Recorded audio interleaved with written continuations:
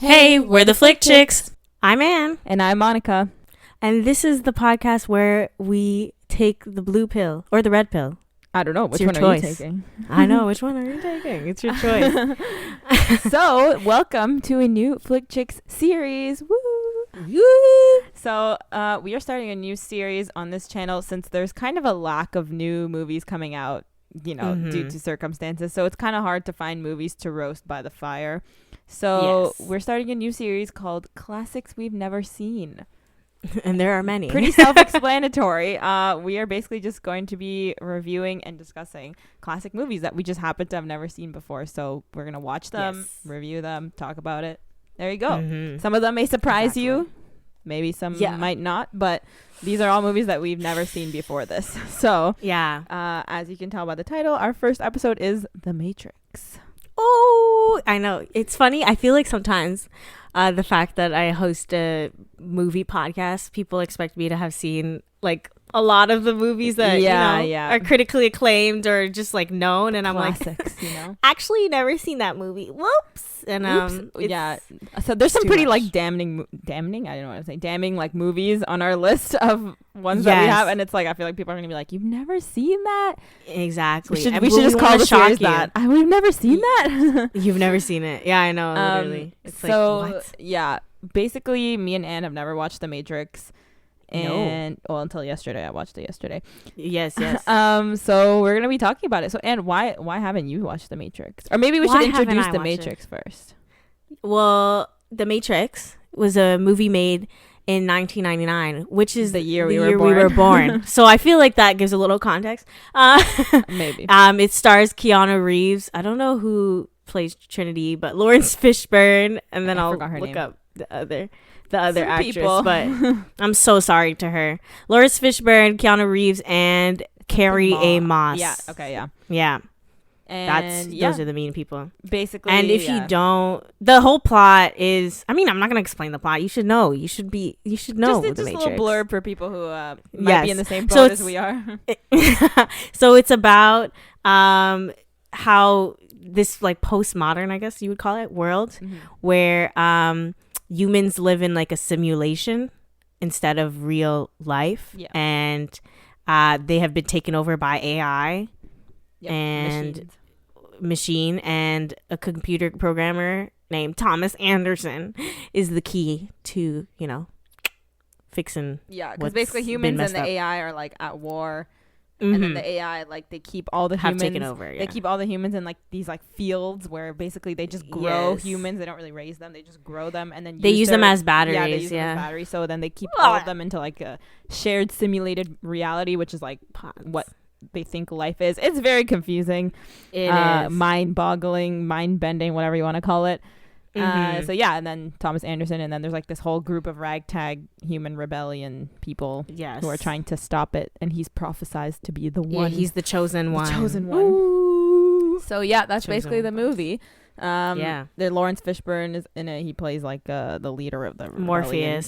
Yeah, and then there's like these agents that like are trying to stop the rebellion and stuff like that. The AI, it's honestly really well known. Like I knew it was a classic movie, but I didn't realize how many other movies took from The Matrix until I watched it, because I found myself sometimes like during the movie something would happen and I'm like, oh, that's kind of cheesy, but then I'm like, wait, it can't be cheesy if it started like this is what it started. You know what I mean? Like it's a lot of stuff, like they'll make references to it. It'll be like, oh, or like glitch even in the Matrix, like that's where that comes from. Like, or like exactly. That those fighting scenes where it's like everything kind of stops and the camera like spins around, and I think it's like there's a name for it. I think it's like bullet time or whatever.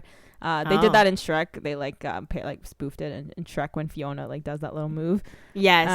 And just like a lot of things where I was just like, oh, this could be kind of cheesy, but then I have to keep reminding myself, no, this is like the one that started it all. Like I feel bad saying it's cheesy when this is literally the one that is the blueprint, I guess.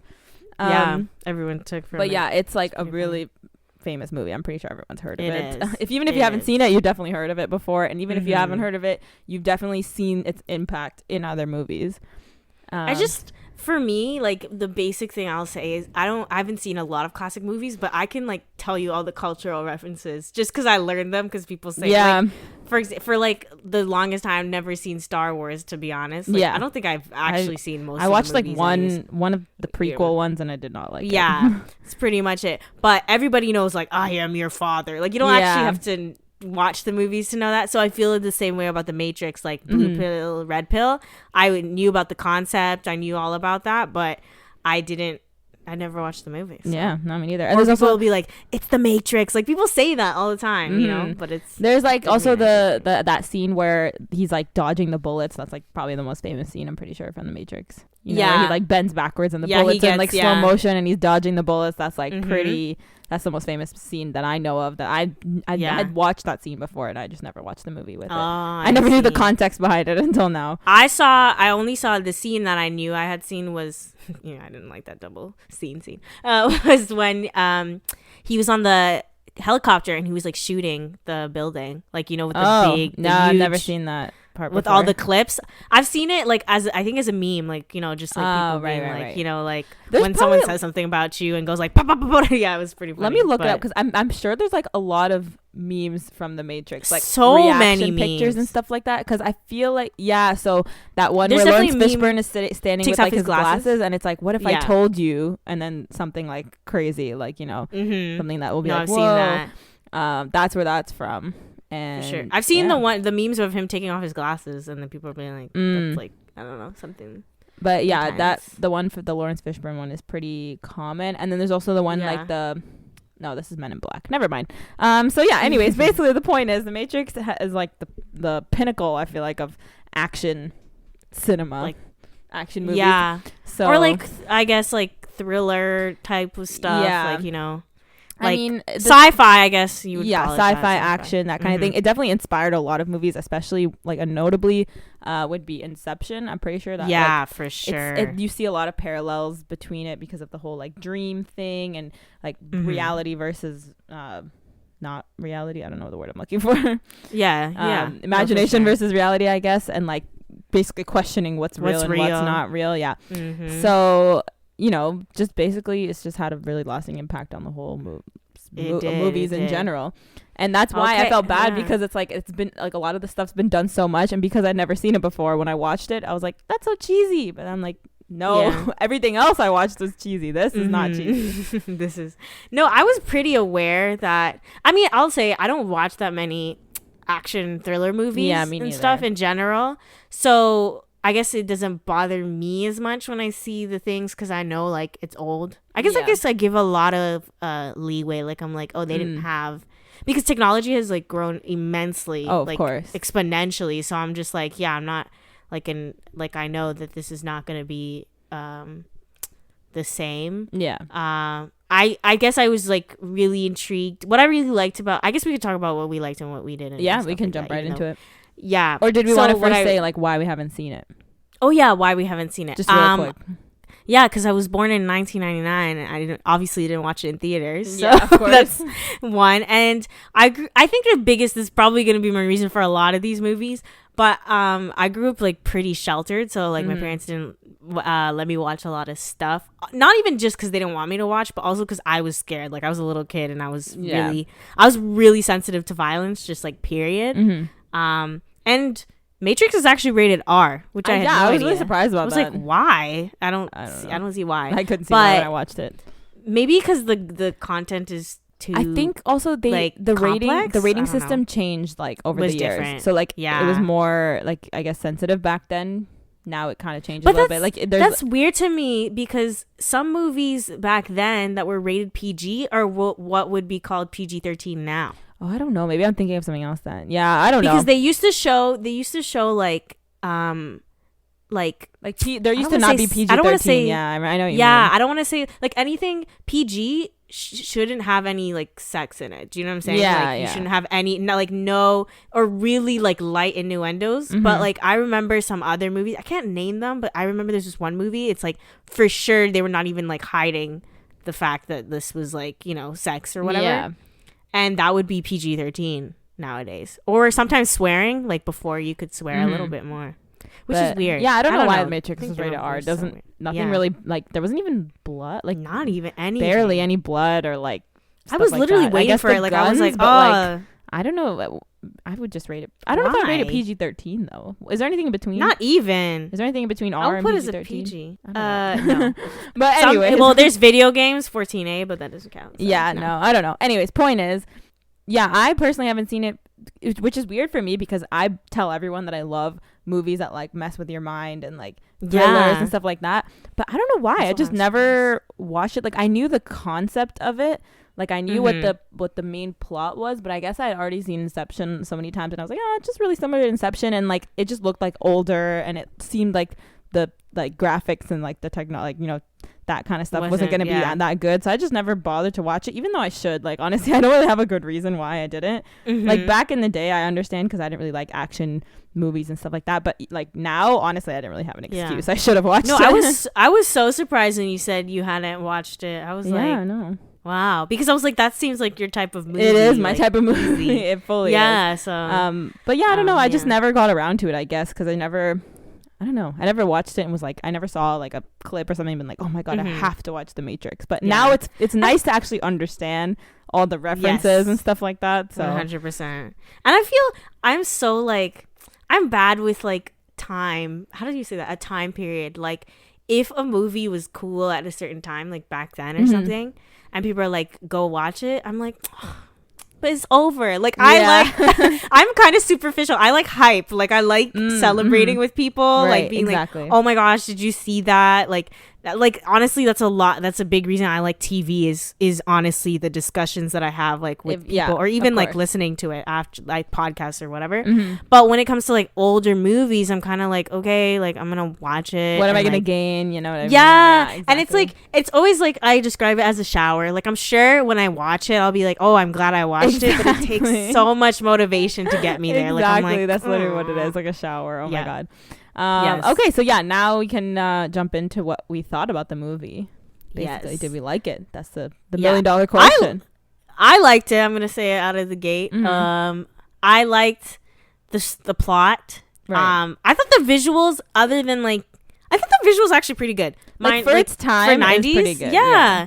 Especially, I thought it was so disgusting, but it was really well done. It was the part where he woke up in the little incubator, pod whatever thing. you want to call it. Ooh, yeah, that was disgusting, but it was like, this it's realistic. Maybe that's why it was rated R, because man, that's disgusting. It was just, but that was really well done. Like I would not have like, I don't know, I guess like the imagination that came with that, I thought it was really good. Right. I liked okay, well, like I said, I like the plot. This is gonna be a little sidetrack, but I'm not, this is still part of what tangent. I like. Yeah, a little tangent. Okay. I know that this podcast is not here for my taste in men, but you're gonna hear it. I know what you're gonna say. I think boys in 2020, specifically white men in 2020, I just look at them and I'm like, yeah, it's there. But for some reason, men in the 90s, oh my gosh, I don't know what was in the water back then, but girl, I don't understand where their jawlines are coming from. I love the haircuts. Like so short. I love it. Oh, I didn't even like. I never looked at Keanu Reeves and was like, when I picture Keanu Reeves in my mind, I picture him now, like with the long hair. Yes, with the beard and the beard. And it's not like he looks bad now, but that's just what I see. But he just looks like a man, and I'm like, and I knew he was in the Matrix, but I've actually never like seen his face in the Matrix. Like all the clips and stuff that I've seen, I couldn't really see his face, so I didn't know that's what he looked like in the movie. Because he wore the glasses, so I wasn't like literally. Girl, I have a crush. Yes, I have a crush on 90s Keanu Reeves. Like, damn. Bruh, this is my problem. Every time people would be like, because some people grew up watching these movies before, and they'd be like, ooh, like Leo DiCaprio or Keanu Reeves, and I'd be like, what are you talking about? Because I'm looking at their old man selves. Yeah, exactly. When I think of Keanu Reeves, I just imagine him now, and I'm like, what did he look like back then? Probably just a smaller version of him. And then and see, even with Matt Damon, like I look at him now and I'm like, who? But him in Good Will Hunting, I was like, I'm telling you, I don't know what was in the water in the 90s. I need some of that now. I do. I want a 90s white boy today. Right now, today. Right now, yeah. I don't know what's the difference. Like I can't pinpoint it because the clothes were not better. That was definitely not it. Maybe it's the hair. Maybe it's the hair. I think it's the hair. I don't know, skincare routines. I don't know. I don't even know. Like, we might have to do an episode on this, but like, who are the 2020 versions of? I don't think we have stars anymore. Like now that. it's like Timothée Chalamet. Like, like Noah, what's his face? Oh my God, Noah Centineo. Like, we really downgraded. Yeah. That's why I'm like, are we serious? We did. This is what we're seriously. I guess I don't know if it's like the beauty standards. Anyways, or even like I guess like even I wouldn't even put him there, but like I guess Jacob Elordi. I hear about him being a hot person. Oh, the guy in Kissing Booth, and but mostly Euphoria is what put him on the map. And I look at him and I'm like, no, but there's nothing. I don't like. There's nothing like wrong with him, but I'm just like, you're not those guys though, and I can't tell you why. It's but just not. I don't. Maybe back in the 90s, the girls were saying the same thing about the guys back then. They're like, no, bring back the 80s, boy. Yo, true. So maybe they were looking at them. Anyways, that's a tangent. I don't know. That was a tangent, but I officially have a crush on Keanu Reeves from the 90s. That's what I was thinking. Gosh. Yeah, exactly. Oh my gosh. He looks like he smells so good. He does though. He does. He does. He looks like he gives really good hugs and he smells I was just about to say great. he looks like he gives a really good hug. Yep. Oh God. So okay. Anyways, so Keanu Reeves. Also, that's another wait. What? What? That's what you like. One more point. Yeah. I think back then the body goals were more realistic for men, not for women. Oh, right. Because now men have to be kind of like, you know, they make. I guess they just put teenagers. They put adults in teenager roles, and that's the real problem now. They put them like, I think that's the problem. They have them built, mm-hmm. and I'm like, this is not. Yeah, I don't know. No. Yeah, Anyways. Done with the tangent though. Okay, so those are the things you liked: Keanu Reeves and the plot. Okay, yes, got it. And I like Lawrence Fishburne as an actor. Period. Right. Okay. Yeah. So anything you didn't like, or did you want me to jump in to things that I liked? I can say what I didn't like because I don't really have too much to be honest. The one thing I didn't like was the Trinity and Neo romance. Like that came out of nowhere. What? She's like, and that's why I love you. I was like, why? I swear there's like 3 conversations the whole movie. At least like I can see why she would have a crush on him. Yeah. Okay. Because he's like amazing, I guess. Like, he's very cute and like he can, control the Matrix. So that might make you, feel some type of way, of course. Yeah. Exactly. But I don't understand why he would be like, yeah, I'm cool with this girl confessing her love to me. Like, I have no idea where that came from. I was like, I just felt it was so unnecessary. Like, did they talk during the movie? I'm like, did they even talk to each other? I don't know. I felt it was so unnecessary. I feel like she could have done the same speech. Because, by the way, like, in case people don't know this, it's a trilogy, right? So I'm like, y'all had space. Not that maybe they didn't know, but still, don't do that. Just make her, make her do the speech without the love part. Like, she could be like, I didn't believe in you, but now I do. Believe in you. Yeah, that would have been fun. Yeah. That would have been I believe that too. And then they could have done the little hint, like she's like, like maybe sideways, later. Or like maybe she could have revealed later that what's it called, that the oracle told her that she would fall in love with the one or whatever. Like that could have been like she could have said that to herself after, like not to him. You know what I mean? Where it's kind of like the audience knows but he doesn't know, that kind of thing. I agree. That would have been so good. Like she could have said it like to the world and she'd be like, I don't know if she could have said, I don't know if I'm in love, but like I definitely believe in you. Like that could have been a really good whatever, Yeah. But it was just I felt it was misplaced. It was just random. It was not. Anything else? Just that. That's pretty much. I don't know. Yeah, I don't really have any big critiques. I felt like that was the weakest point, and I was like, it just jumped out to me. That's pretty much it for me. Makes sense.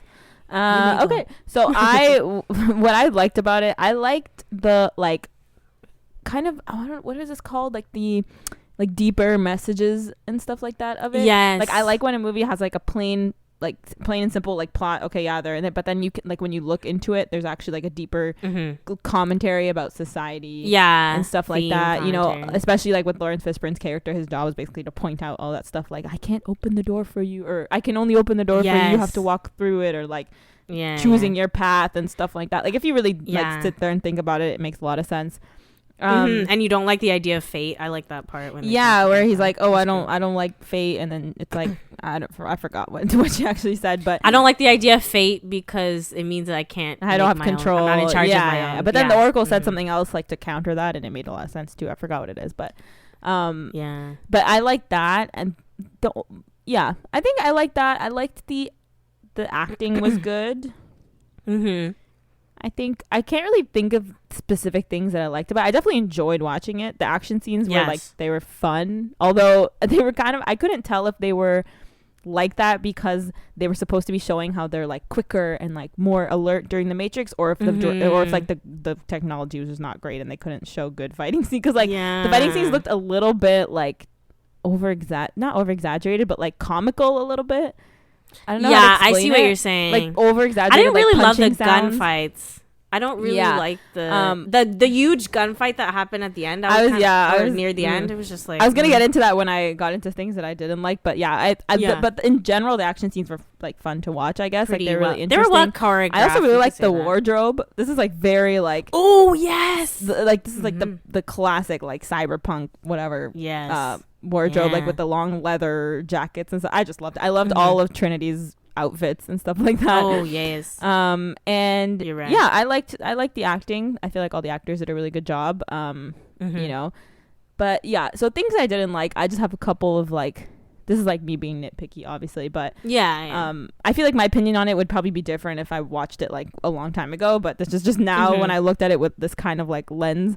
So my problem was, I think they didn't go deep enough a little bit with like the whole concept of the Matrix. Like they didn't explain it that much. Like, you know how I'm obviously have to compare it to Inception just because they're pretty similar in terms of concept, but like in Inception I feel like they did a way better job at explaining the rules of like, you know, like the dreamscape and stuff like that. But I feel like in Matrix they kind of just said, oh yeah, we're all in a shared reality, we hack into it, that's it. Like I couldn't really understand how they did that, or like how did they get there. Maybe they address all this in the second and third movie, I don't know. I feel like you should address it in the first movie. You shouldn't rely on people to watch the sequel to understand that. But I feel like they kind of left off some of that explanation in favor of more action scenes, you know what I mean? Like I can when I was watching I can kind of tell. I was like, okay, a little bit of plot, then action scene, a little bit of plot, then action scene. Like it was kind of very laid out. I could be like, okay, I know an action scene's about to come now. Yeah. And also I felt like the action scenes, although they were really entertaining, some of them were just long for no reason. Like really long. Like the one where they're doing kung fu. The gun one. Yeah, the gun one and the kung fu one. I was like, okay, are you done? Like, why are you guys doing this? Like this has no purpose. It really had no purpose except for him to be like, you need to believe. But then he ended up doing that later with the kid, where the kid was telling him how to believe properly. Yeah, it was like, it seemed like they were trying to go in the Miyagi direction, but it wasn't even like, it wasn't like he was doing something pointless and then trying to find, like, you know what I'm saying? Like when you see the shirt, what is it? Shirt on, shirt off, whatever. Wax on, wax off. Like you see them struggling through something and then you discover why. But this one, it was like he was already fighting. So it's like, what is there I don't know. I just found that the kung fu scene in general, I was like, okay, are we done with this yet? Like it was kind of boring. And I feel like just in general I would have liked more focus on like the Matrix itself, and like, you know, I don't know, I still just don't get how they were hacking into it. Like how are they able to, because they said, oh, you free people from the Matrix, but then how do you get back into it whenever you want? Like are you connected to like the software that the aliens have? Like I don't this really is understand. This is what I understood.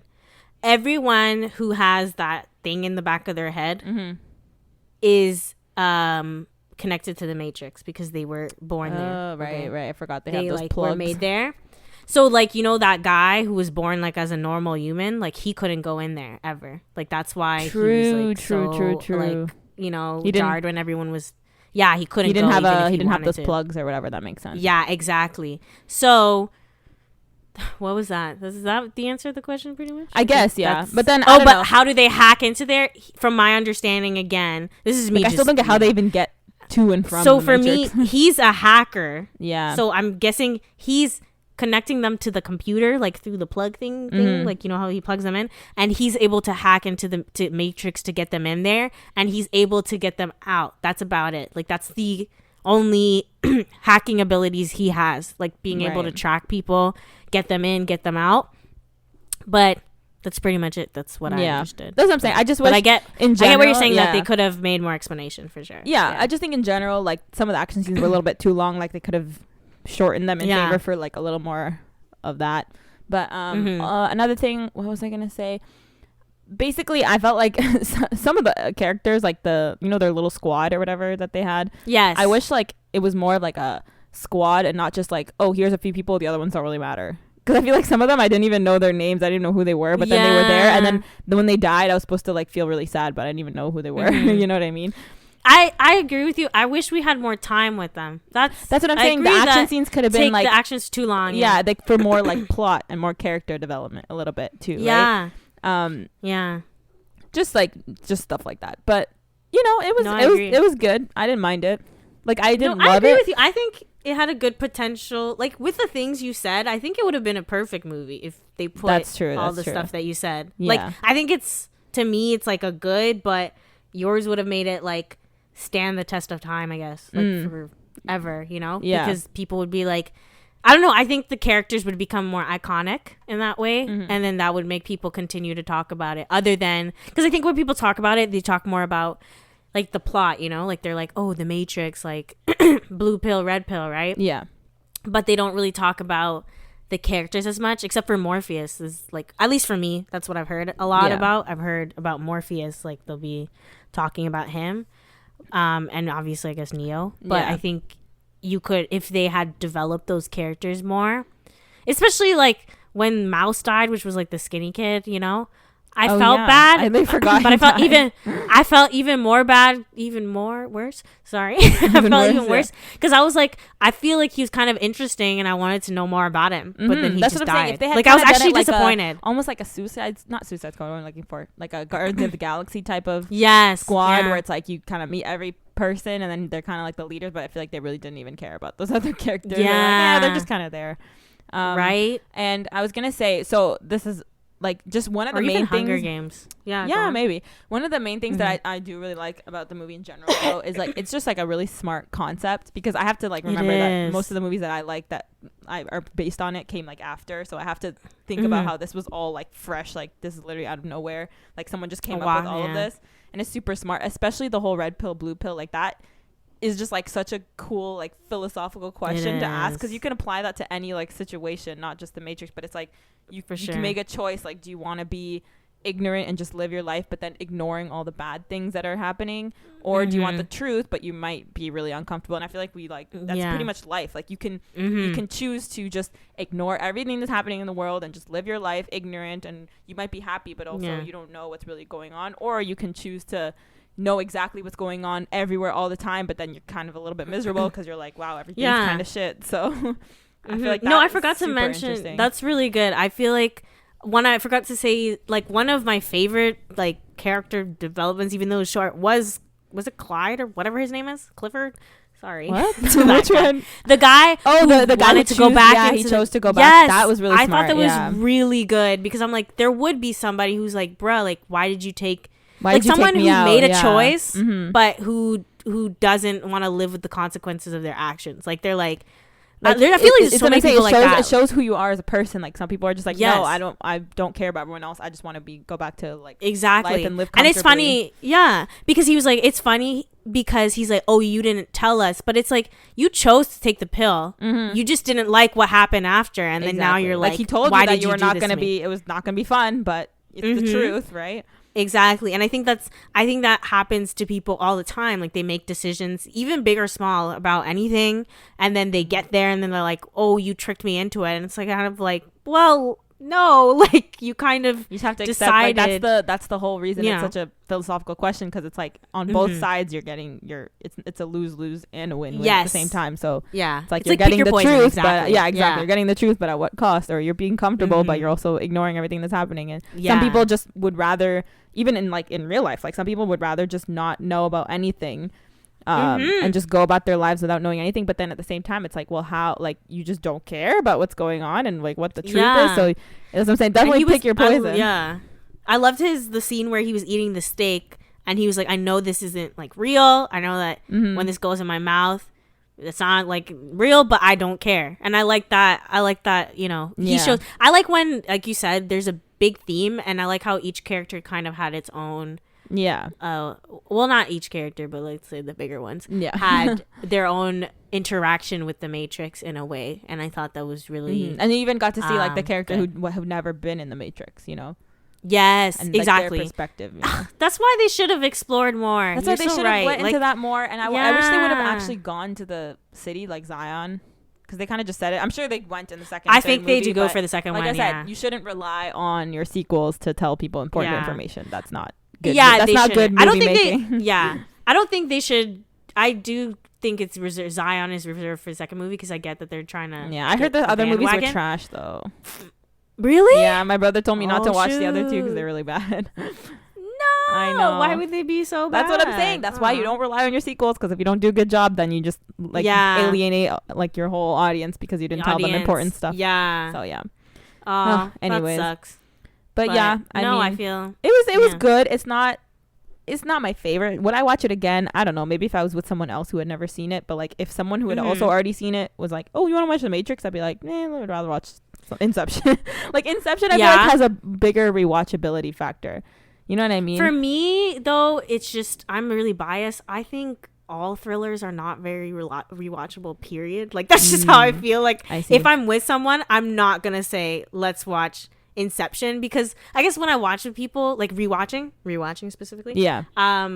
I don't want to take anything seriously. So I'm going to be talking over it. And I just feel like I don't like when people talk during serious movies. So then if I'm trying to watch it with somebody, it's just not it's a mess for me. I guess, it depends on the person. But for me, it's like, I love watching Inception just because like every time I watch it, I feel like I learn something new, or like I look at it in a different way. Because that's, if you want to make a good thriller, if you really want to make a good like mind bending kind of makes you think type of movie, like it should be a different experience every time you watch it, because like now you have like you're looking at it from a different perspective every time. So I feel like with Matrix I wouldn't really get that. Like I feel like I got everything I need to know and that's about it. Yeah. But with a movie like Inception, every time I watch it I'm like, oh, like that thing and then that thing, and it makes sense now, and whatever. I think if I think about it, I think Inception is a better made movie, but I will say I do think I like the Matrix's concept better.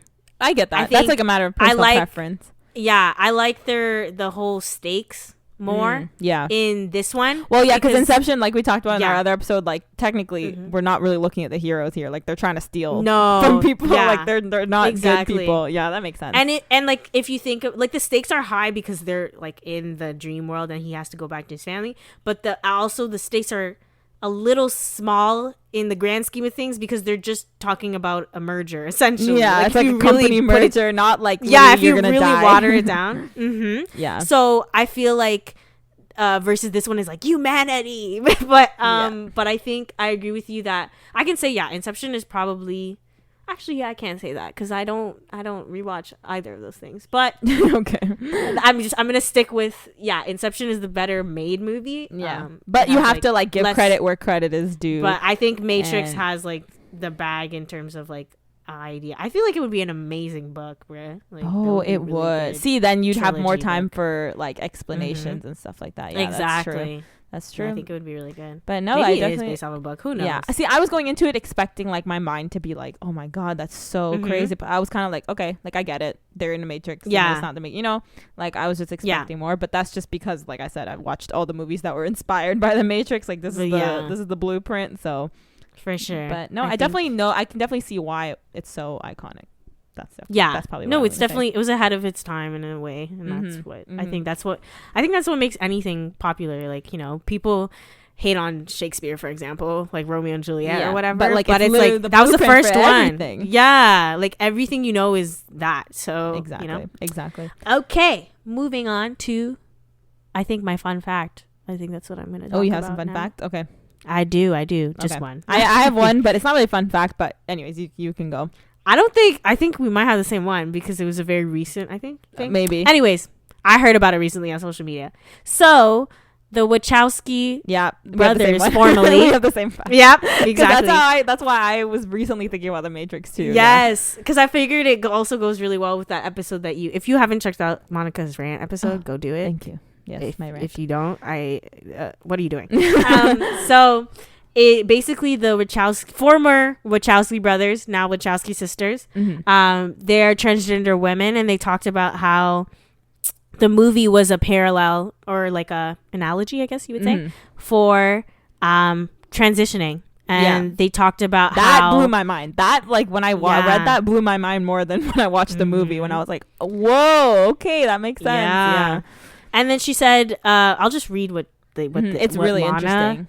said, basically, or Lily and Lana both said, the themes of identity, self-image, and transformation. And they talked about one person's struggle with and eventually accepting of oh my goodness, eventual acceptance of an identity that exists beyond the borders of a rigidly defined system. So basically, you know, you take I guess they would put themselves as like, you know, when they're born, I guess, or when they're a child, they have either the choice to, I guess, realize their true selves by transitioning because they believe that they are in something's wrong. Like, with the way I thought that the living, biggest you know? thing that pointed to that was how when Morpheus first met Neo, and he's telling him like, you know, you in life, like, you can tell something's different, like you can off, feel that something's off, and that's like really like pretty much, and you don't know what it is. Yeah, it's like you can't tell what it is, but you know something's off, and he's telling him like, if you do this, like if you like quote unquote escape from the matrix, or in that case like transition, you will like kind of be able to live the truth, like your truth basically. So you live your truth, but it comes with a lot of consequences, because obviously it's not living fun, as a transgender person isn't fun, and your life could be quote unquote easier living as a cisgender person, because you don't have to then you never feel like yourself. Feel like yourself. You go about, because he said you can either take the blue pill and you go back to your life, but you believe whatever you want to believe. So basically it's like you go back to your life, but you might just keep living knowing that something's off, something is wrong, and you don't know what it is. So I thought that was super, like, that blew my mind. When I read that, I was like, oh. For sure. But I think I wanted to, this leading up to the actual fun fact. They wanted to cast Trinity as a transgender woman. I know. I said that too. So they wanted to make Trinity like a woman in the Matrix, but then a man in real life. Like that was the original plan, but then they ended up not doing that. They didn't do that because Hollywood said no. Yeah, basically. They're still not ready, but they definitely weren't ready before to do anything of the sorts. So but that would have been that's really why cool. I heard if they that they went with the short haircut. Well, yeah. Well, I thought it was like that because you know how they come out bald. I thought it's just she didn't have time to grow her hair out. But no. Apparently, they were trying the close. They were like, this is the closest. Yeah. See, but I think it would have been so cool if they did that and just like with no explanation, just like she just happens to be a woman in the Matrix and a man in real life, and they just never addressed it, and then like they left the audience. You think that would work though? Wouldn't you get confused? But that's the thing. It's like the audience would be like, wait, why is Trinity a man here, but then a woman there? Like it would cause people to think about it out of like that. Personally, you think so? I think they'd have to maybe like now like modern movies where people can have more discussion about it easier, but like I just think it would have been interesting if they had gone through with it. But no, I thought when I read that whole, like, it was like a Twitter thread, I'm pretty sure that I read, it was like from the Netflix like account for some reason when Netflix was talking about it, about the lens, like, because, you know, like you said before, the Wachowski sisters, who are now sisters, when they first wrote the movie, they were still like presenting as men, and then after they both transitioned, so then people were saying like, oh, but like just because now they're trans, which is already not correct in the first place, but when people are like, no, just because now they're trans doesn't mean the whole movie thing changes. But it's like, well, you can't tell them what they thought in their mind when they were writing the movie. Yeah. And if they clearly said, oh, they originally meant to put Trinity like as a man here and a woman there, like clearly their intention was there. So I thought it was really cool. Yeah, I also don't think, like, I think this is kind of a dumb argument. Like, even if let's say, I get if someone's making a theory, but like when you have the actual creators of the movie telling you, no, this is what it is, how are you gonna be like, no, it's not? Bruh, that's like saying, like, to me, like, that's like, I don't know. I think you could compare, like, to, obviously not that this is even close, but let's say you were bullied in high school for something about, like, let's say tall girl. Oh, I hate it. But for example, you were tall at 12 years old, let's say, but then now you're not tall anymore because, like, you're like everyone caught up or whatever. And then you write the movie and then you tell them, like, you know, it's because of this, and people are like, no. Like, it's like, what do you mean no? Like, literally, that's what it is. That's the experience I had. Like, what do you mean that it's not? Like, it's different to say, oh, I don't think it portrays that. I guess that's your opinion. Like, you could say, I don't think it does that. Like, oh, but to say, but to say no, that's not the intention. And it's like, that's what the creators are telling you. So what are you gonna do? Oh my gosh. I just thought that was funny, but. No, I thought it was. I just thought it was really interesting, and this is like just a little tidbit. But at the end of the movie, you know, this is like super little, but at the end of the movie, it says system failure, right? And then the camera like zooms in, and then it zooms in between the word system and failure, and the last letter of system is M, and the first letter of failure is F. So it's like the male, female, and then it's going in between it. You know what I mean? I saw that. Oh, shoot. And I thought that was super interesting because it's like like literally representing like going beyond the binary, like in this case like the gender binary. I thought that was super cool. I was like, wow, was that true? Because also this is another little thing, but at the beginning of the movie there's like a code on the screen and like one of the words in it is trans, and then at the end of the movie it's also trans something in that little code script thingy. I don't know if that was on purpose, but that's what Netflix pointed out. This is Netflix's words, not mine. I don't know why people are like, no. I'm like, well, it could, sir. It could be. The evidence has been presented.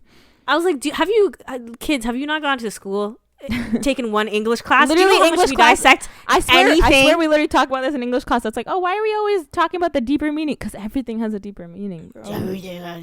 Sometimes I do think they make stuff up, but still, like, when the actual, when we're in English class, it's different because that's your teacher telling you stuff. But when imagine the author literally comes up to you and says, no, when I wrote this is what I meant, and you're like, no, not really. And it's not the same thing, because some people were comparing it to like